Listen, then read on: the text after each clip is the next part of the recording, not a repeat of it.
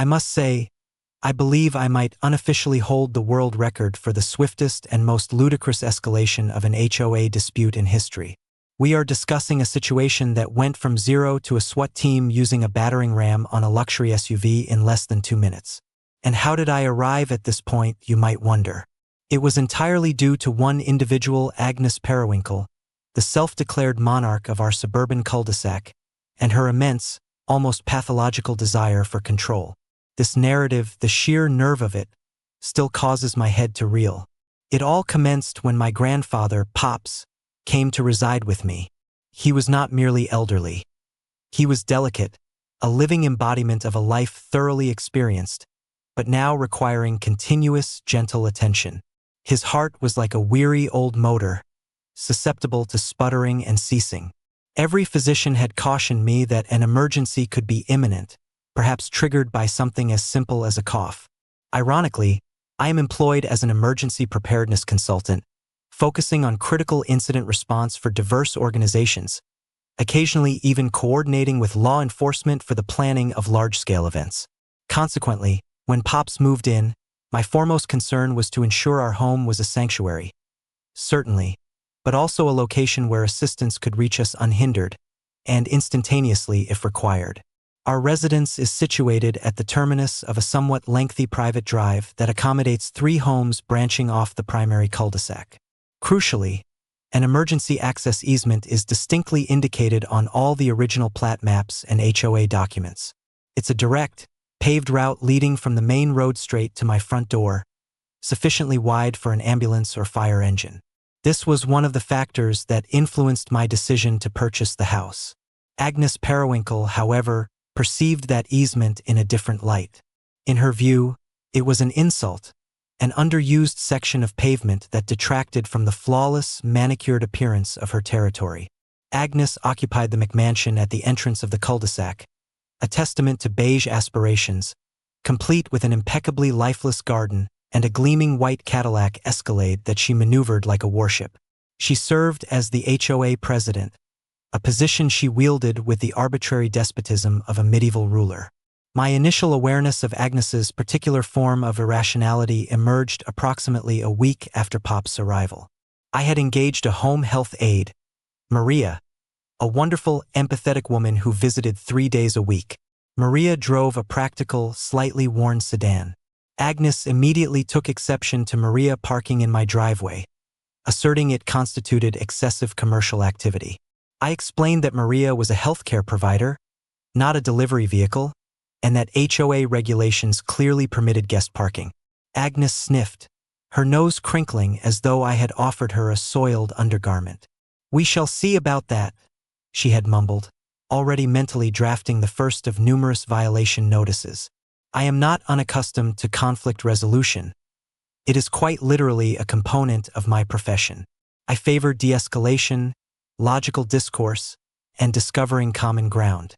With Agnes, however, common ground was a sterile, desolate expanse. Her principal method of communication was the imperious declaration, typically delivered from the elevated driver's seat of her Escalade, or through curtly phrased emails that included the entire, largely intimidated HOA board as recipients. These board members, predominantly retired individuals more concerned with pickleball schedules than genuine governance, generally approved Agnes's directives out of a wish to evade her notoriously lengthy tirades during meetings. The easement became her distinct fixation. It wasn't merely that she objected to its utilitarian look. She started to actively encroach upon it. Initially, it involved a series of aggressively oversized terracotta pots, filled with garish, artificial-looking flowers, positioned mere inches onto the easement's border near my property line. Subsequently, a ridiculously ornate cast iron bench on which no one ever sat appeared. Each new item was a minor territorial assertion, a passive-aggressive encroachment on a clearly demarcated boundary. I had reviewed the HOA documents and county records. The easement was sacrosanct, legally designated for unimpeded emergency access. My expertise in analyzing schematics and comprehending land use regulations made this unequivocally clear. I dispatched a polite, professionally phrased email to Agnes and the board, incorporating excerpts from the pertinent documents and a reminder of the easement's crucial function, especially considering Pop's fragile health. Agnes's response was a masterclass in condescension, dismissing my anxieties as alarmist and insinuating I was attempting to monopolize common areas. She even implied that my grandfather's health conditions were somehow a pretext to disregard the rules. It was at that moment that a cold, firm knot of determination began to tighten in my stomach. This was no longer solely about an easement, it concerned respect, decency, and my grandfather's lifeline.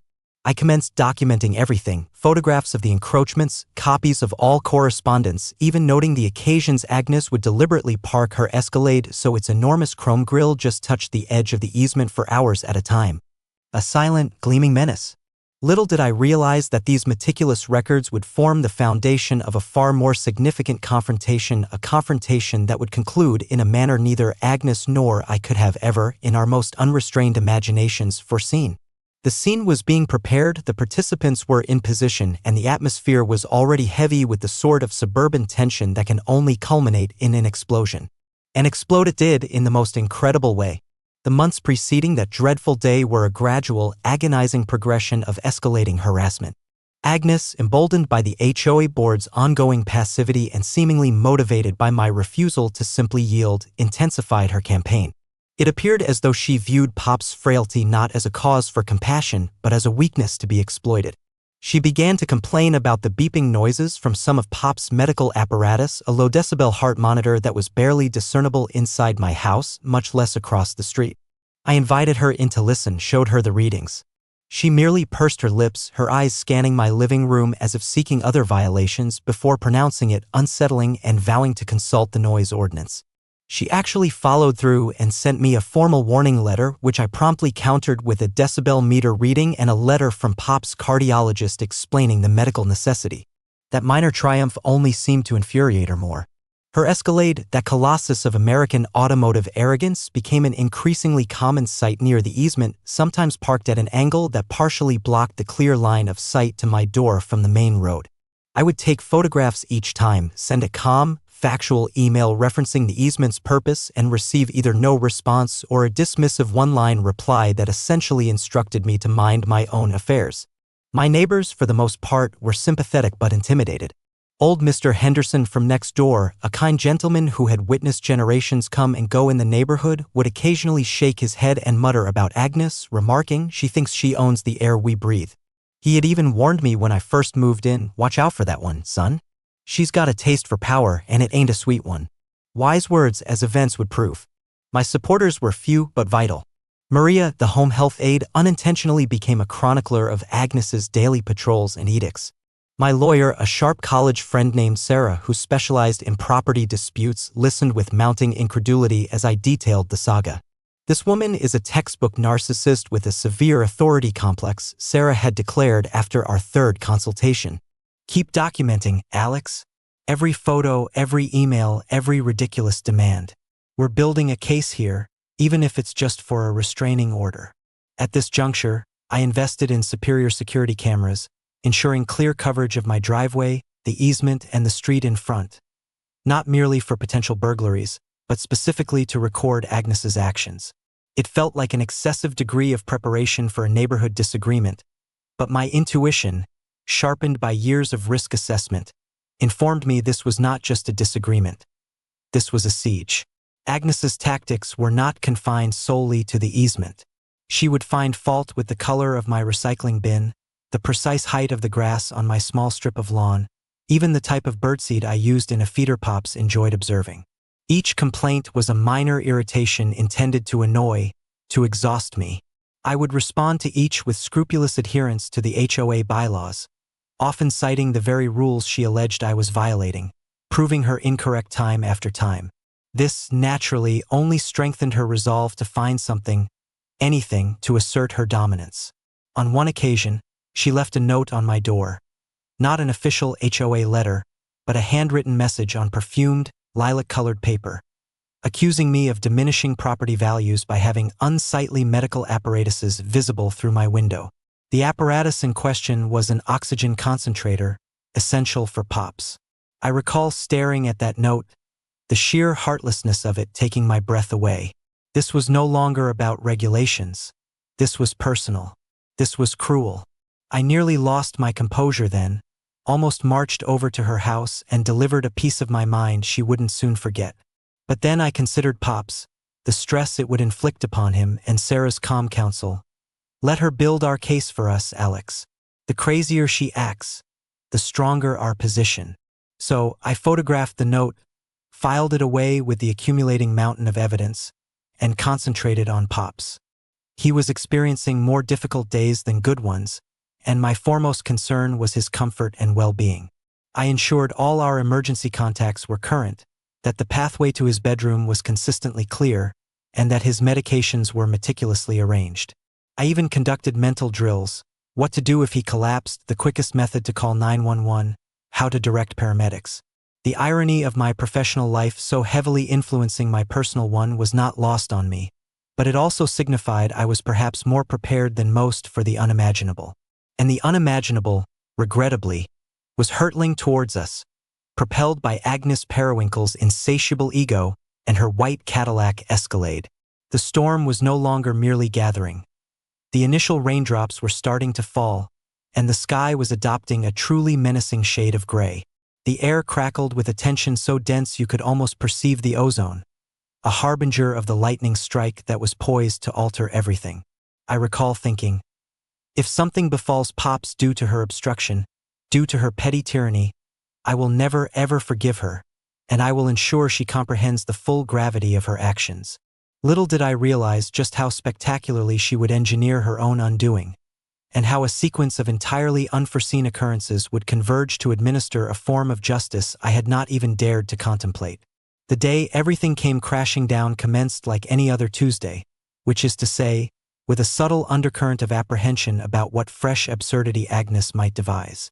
Pops had been weaker than usual that morning. His breathing was shallow, and he had waved away his breakfast, a worried frown creasing his already deeply lined forehead. Maria was off that day, so it was just me and Pops. Around 10 a.m., I was in my home office, which overlooks the driveway and the infamous easement, attempting to concentrate on a critical incident response plan for a corporate client. Pops was resting in his armchair in the living room, the quiet hum of his oxygen concentrator a familiar background sound. Suddenly, I registered a soft thud followed by a strangled gasp. My blood turned to ice. I leaped from my chair and dashed into the living room. Pops was slumped sideways, his face a horrifying shade of gray, his hand clutching his chest. His eyes were wide with a fear that mirrored my own. "Pops!" I shouted, already reaching for my phone. He couldn't speak, only a faint wheezing sound emanated. My fingers fumbled as I dialed 911, years of emergency training activating despite the overwhelming panic. I barked our address: critical cardiac event, elderly male, unresponsive, need immediate assistance. Ensure emergency access, easement clear. I knew with a sickening certainty what I would observe when I glanced out the window, even as I was on the phone with the dispatcher. And there it was. Agnes Periwinkle, in her ridiculous wide-brimmed gardening hat, was not just near the easement, she was in it. Her pristine white Escalade was parked squarely, diagonally across the entire width of the paved access, completely obstructing it. She was fussing with one of her hideous terracotta pots, seemingly oblivious. "Ma'am," I stated into the phone, my voice taut with a mounting fury, "the emergency access to my property is deliberately blocked by a vehicle." Repeat, deliberately blocked, a white Cadillac Escalade. The dispatcher, to her credit, immediately grasped the severity. "Sir, are they refusing to move?" "I haven't had a chance to ask," I snapped. "I'm trying to keep my grandfather alive." I laid Pops flat, commenced CPR compressions, counting aloud, my mind racing. The dispatcher was speaking, but it was a blur. I could hear the distant wail of sirens, impossibly fast, yet still too far. Through the window, I saw Agnes look up, a flicker of annoyance on her face, as she probably heard the sirens too. She did not move the car. She adjusted her hat. She actually bent down to inspect a plastic geranium. The audacity, the sheer sociopathic indifference was astounding. My heart hammered against my ribs, a wild drumbeat of fear and incandescent rage. This wasn't merely negligence. In that moment, it felt like attempted murder by proxy. The sirens were nearer now, screaming, but they would have to halt at the street, navigate the narrow, shared driveway, losing precious seconds, all because of her, seconds Pops didn't have. Then the world tilted. Out of nowhere, another set of sirens, deeper, more guttural, joined the first, and lights, not just red and white, but blue, numerous blue lights. I recall thinking, that's not an ambulance sound. Through the window, past Agnes and her infuriatingly stationary Escalade, I saw a matte black, heavily armored vehicle, a SWAT truck, turn onto our cul-de-sac, lights blazing. It wasn't slowing down gracefully, it was accelerating. For a surreal millisecond, I wondered if Agnes had somehow summoned a tactical unit on me for disturbing her morning. The notion was insane, but with Agnes, who could tell? The SWAT truck, with a precision that was terrifyingly beautiful, didn't even pause. It veered slightly, identified the Escalade as the obstruction, and with a sickening crunch of metal on metal, slammed into the rear quarter panel of Agnes's cherished Cadillac, shunting it violently sideways, halfway onto her own meticulously manicured lawn. The noise was deafening. Agnes screamed, a shrill, undignified shriek, dropping her trowel and stumbling backward. The path was clear. Not a second later, the ambulance crew was sprinting down the now open easement, paramedics bursting through my door. They took over CPR, their movements efficient, professional. One of them, a grim-faced woman with kind eyes, met my gaze. "We got him, sir. You did good." Simultaneously, two heavily armed SWAT officers were at Agnes's side. I couldn't discern what they were saying over the commotion and the ringing in my ears, but Agnes was gesticulating wildly, her face contorted with outrage and disbelief. It was a scene of such chaotic, almost cinematic unreality that I felt as though I were observing a film of someone else's existence. Paramedics were attending to Pop's oxygen masks, for lines, shouted medical terminology. Outside, a mangled Escalade, a fuming HOA president being effectively detained by men who looked as though they consumed nails for breakfast, and a crowd of stunned neighbors beginning to peek out from behind their curtains. Later, much later, I would discover the incredible coincidence. The SWAT team had been conducting an unrelated high-risk warrant service training exercise just a few blocks away. Dispatch, realizing an ambulance was being actively, physically blocked from a critical cardiac call, a felony in our state, had routed the nearest available unit with the capability to resolve obstructions. They hadn't known it was a civilian SUV, they just knew a life was on the line and something was illegally in the way. They resolved it with extreme prejudice. Pops was stabilized sufficiently for transport.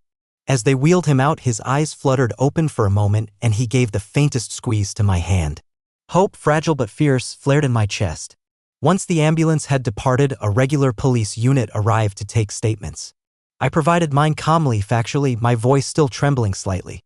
I saw Agnes wrapped in a mylar blanket like a baked potato despite the warm day, attempting to portray herself as the victim, tears of rage streaming down her face as she pointed a trembling finger at her violated vehicle, then at my house. But the evidence was undeniable, her car strategically blocking an emergency access during a medical crisis. The initial police report cited her for obstructing emergency personnel, a serious misdemeanor. Yet I knew this was far from concluded, this was merely the commencement. The moment Pops was safe, a new, colder resolve settled over me. Agnes Periwinkle wasn't just going to receive a ticket. Oh no, she was going to comprehend, in excruciating detail, the full repercussions of her reign of terror. I was going to dismantle her. The aftermath of that Tuesday morning was a maelstrom. Pops was in the ICU for several days, a precarious situation that had me subsisting on hospital coffee and adrenaline.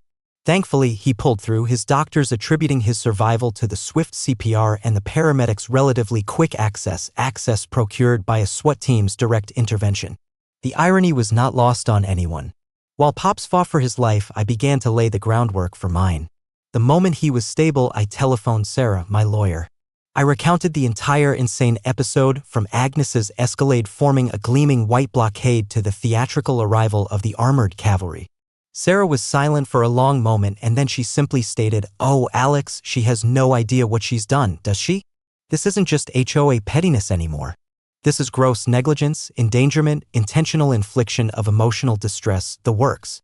And that's when the full extent of what I needed to accomplish began to take shape. This wasn't merely about penalizing Agnes, it was about ensuring this could never recur for anyone in our community and reclaiming some measure of justice for the terror she had inflicted. The criminal charges against Agnes for obstructing emergency personnel were advancing, albeit slowly. But I knew that wouldn't suffice, a mere slap on the wrist, a fine that wouldn't dent the kind of arrogance Agnes displayed. No, this necessitated a civil suit, one that would strike her where it truly mattered, her pride and her finances. My meticulous documentation proved invaluable. The security camera footage was the centerpiece, it revealed everything. Agnes deliberately pulling her Escalade across the easement just minutes before I heard Pops fall. It even captured her glancing towards my house, then looking at her watch, almost as if she were anticipating something or timing an event. Then, the arrival of the ambulance in the distance, her clear view of it, her slight hesitation, and subsequently her decision to turn her back and attend to her flowers. It was damning. There was even audio, faint but discernible, of her muttering something about teaching him a lesson about unauthorized parking earlier that morning when she first maneuvered the vehicle into place. A lesson? She nearly imparted my grandfather's last. We subpoenaed the 911 call logs and the dispatch records for the SWAT team, corroborating the timeline and the official classification of her vehicle as an illegal obstruction to a life-threatening emergency. We obtained statements from the paramedics who had been delayed, and even carefully from one of the SWAT officers who described her belligerent attitude when they had cleared her vehicle. The investigation expanded. Sarah, brilliant and relentless, suggested we examine Agnes's tenure as HOA president. People like her, she remarked, rarely confine their tyranny to just one area. If she's this brazen with you, imagine what she's done with HOA funds or to other residents who were too frightened to speak up. And so commenced the thorough investigation. We began by conversing with other neighbors, quietly at first. Mr. Henderson, emboldened by Agnes's sudden vulnerability, was a wealth of information. He recounted years of Agnes arbitrarily imposing fines, making unilateral decisions regarding community property, and intimidating anyone who dared to question her authority. He spoke of suspicious landscaping contracts awarded to a cousin of hers, of skyrocketing HOA dues with little to show for it in terms of actual improvements, save for the increasingly elaborate seasonal decorations around her own property. This was a treasure trove. Sarah advised. We petitioned for a full audit of the HOA financials. The board, now terrified of being associated with Agnes's rapidly deteriorating reputation and facing potential legal exposure themselves, actually conceded with minimal resistance. The initial findings were astounding. For years, Agnes had been treating the HOA funds like her personal discretionary account. Inflated invoices, payments for services never rendered, consulting fees to vaguely named entities that trace back to, well, one can surmise. The emergency access easement issue was merely the visible portion of a very unpleasant iceberg. The sheer magnitude of her malfeasance was breathtaking. It was no longer just about a blocked driveway. It was about systemic abuse of power and potential fraud. Our civil suit broadened. We weren't solely suing for damages related to Pop's medical emergency. The additional medical costs incurred due to delayed treatment, the emotional distress, the endangerment. We were now pursuing a larger claim involving her breach of fiduciary duty to the HOA, aiming to recover misappropriated funds on behalf of the entire community. The initial $3 million figure Sarah proposed seemed astronomical at first, but as we itemized the damages, it began to appear entirely plausible. There were punitive damages for her malicious conduct regarding the ambulance, compensatory damages for Pop's suffering and my own emotional distress, and then the projected recovery for the HOA based on the forensic accountant's preliminary findings of her financial manipulations. Agnes, meanwhile, existed in a state of enraged denial. She retained a loud, blustering lawyer who immediately adopted an offensive stance, threatening countersuits for defamation and damage to her precious Escalade, which her insurance, citing her illegal actions, was refusing to cover in full. They attempted to depict me as a vindictive troublemaker, Pops as a burden, and the SWAT team's actions as an unprovoked assault. It was laughable, especially when contrasted with the mountain of evidence we were amassing. The videos, the financial records, the witness testimonies from neighbors finally mustering their courage. The walls were closing in on Agnes Periwinkle, constructed brick by brick from her own arrogance and deceit. Her reign was crumbling, and the silence from her usual enablers on the board was deafening. The carefully constructed facade of the benevolent community leader was shattering, revealing the petty tyrant beneath, and I was there with Sarah by my side, prepared to present her with the bill for all of it. The legal contest was, as Sarah had foreseen, a protracted struggle. Yet with each subsequent week, our position solidified, while Agnes's visibly deteriorated. Her initial belligerence diminished into a kind of sullen resentment. Her lawyer, whom I suspect quickly recognized he had been dealt a losing hand, burdened with a truly reprehensible client, became increasingly elusive. Depositions were a particular highlight, If one can term sitting in a sterile conference room for hours a highlight. When it was my turn, I simply recounted the events factually, calmly, allowing the video evidence and timelines to speak for themselves. My background in preparing detailed incident reports meant my recall was precise, my narrative unassailable. Agnes's deposition, however, was pure theater of the absurd. Under Sarah's polite but razor-sharp questioning, Agnes contradicted herself repeatedly. She attempted to portray herself as the victim of a grand conspiracy, a pillar of the community unjustly persecuted. She claimed she hadn't observed the ambulance approaching, despite clear video evidence showing her looking directly at it. She insisted her Escalade wasn't fully blocking the easement, merely partially resting on it, while she beautified the common area for everyone's enjoyment. When Sarah played the security footage showing Agnes deliberately positioning her car and then turning her back on the approaching emergency vehicle, Agnes actually gasped, clutching her pearls. Yes, she literally wore pearls to the deposition and accused us of doctoring the footage. Her lawyer put his head in his hands. At that moment, I almost felt a twinge of pity for him. Almost. The financial audit of the HOA, proceeding concurrently with our civil suit, was unearthing more and more. It transpired that Agnes hadn't just been dipping into the funds for a few questionable landscaping projects. She had systematically siphoned money through shell companies, falsified invoices for repairs that never occurred, and even expensed lavish personal dinners as HOA meetings. The scale of the embezzlement was significantly larger than we initially suspected, amounting to hundreds of thousands over her lengthy tenure. This financial misconduct, while distinct from the immediate incident involving Pops, painted a devastating portrait of her character and her abuse of trust, which became incredibly pertinent for punitive damages in our case. The HOA board, now completely reorganized after a mass resignation of Agnes's associates and a special election that saw Mr. Henderson surprisingly assume leadership, formally joined our civil suit as co-plaintiffs, seeking to recover the stolen funds. This transformed my personal struggle into a community crusade. The definitive proof, if one was even necessary beyond the horrifying video of the ambulance incident, emerged from an unexpected source. One of the former board members, a timid woman named Carol, who had always seemed terrified of Agnes, approached Sarah with new information. Apparently, Agnes had boasted at a closed-door board meeting just a week before the incident that she was going to finally put that arrogant young man in his place and make him understand who makes the rules around here. Carol had taken notes, detailed notes, which she had kept hidden out of fear. Those notes, corroborated by another guilt-ridden former board member, provided clear evidence of premeditation and malice regarding her actions towards me, well beyond simple negligence in blocking the easement. It wasn't merely an accidental obstruction. It was part of a deliberate campaign of harassment that culminated in a life-threatening act. With this new evidence, Sarah pressed for a summary judgment on several counts, or alternatively, a substantial settlement.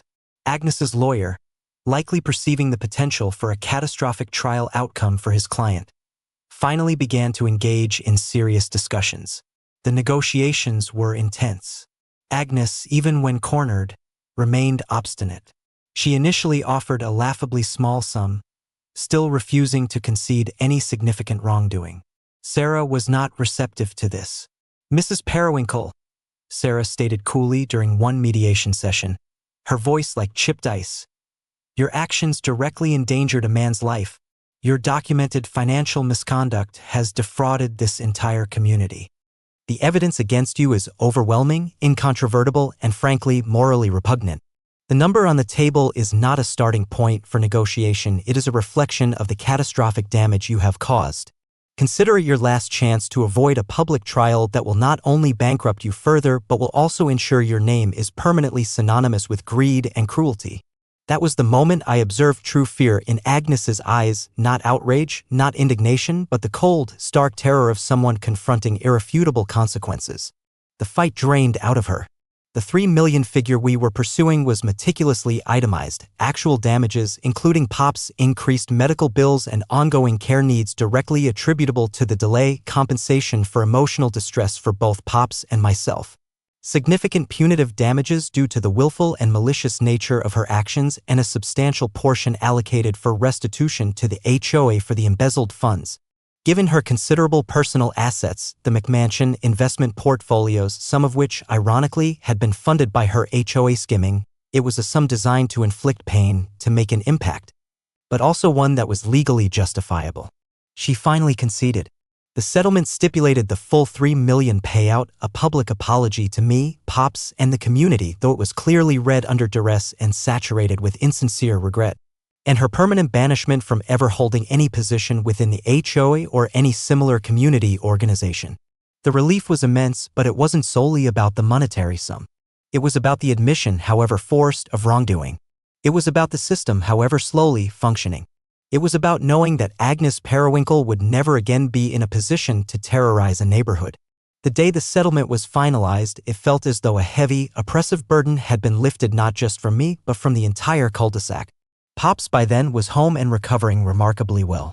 He still faced challenges, but his spirit was strong, buoyed by the outpouring of support from neighbors who, liberated from Agnes's shadow, were finally behaving like a genuine community. He even made a joke about requiring a SWAT escort for all his future doctor's appointments. The $3 million, when it arrived, was managed carefully by Sarah. A significant portion went into a trust for Pop's lifelong care, ensuring he would have everything he needed without any financial strain. Another large segment, as per the settlement, was returned to the HOA, where the new board, led by a surprisingly effective Mr. Henderson, immediately began much-needed repairs and sensible improvements that benefited everyone.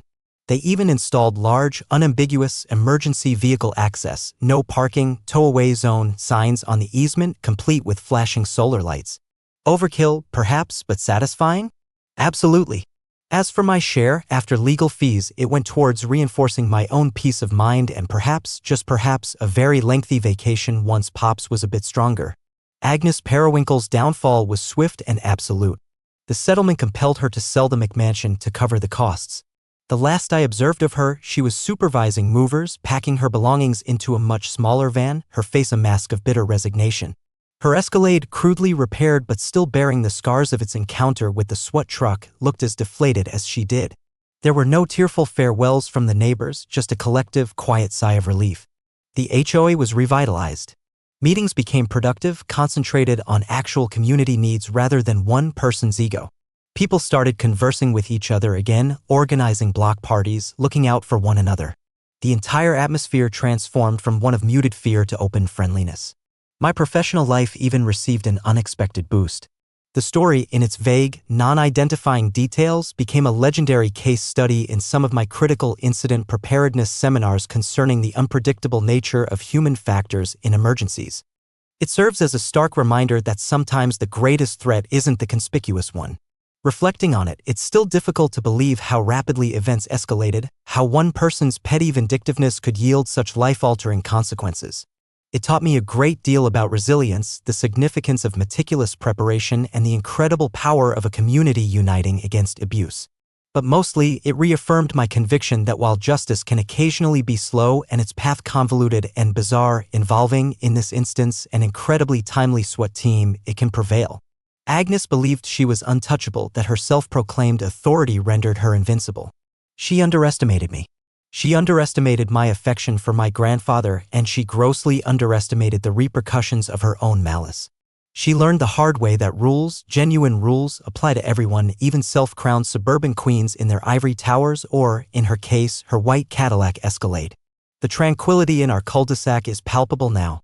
Pops enjoys sitting on the porch, waving at neighbors, no longer under the oppressive scrutiny of Agnes. And that emergency easement, it's clearer than it has ever been, a silent testament to a battle fought and won. It's a reminder that sometimes you must fight for your peace. And when you do, and you do it correctly, the victory isn't solely yours, it belongs to everyone who suffered in silence. So, what commenced as a nightmare transformed into a hard-won triumph. And if there's a lesson here, perhaps it's this: do not trifle with family, do not underestimate the quiet neighbor, and for goodness sake, never, ever block an ambulance. You just never know who or what might be coming to clear the way.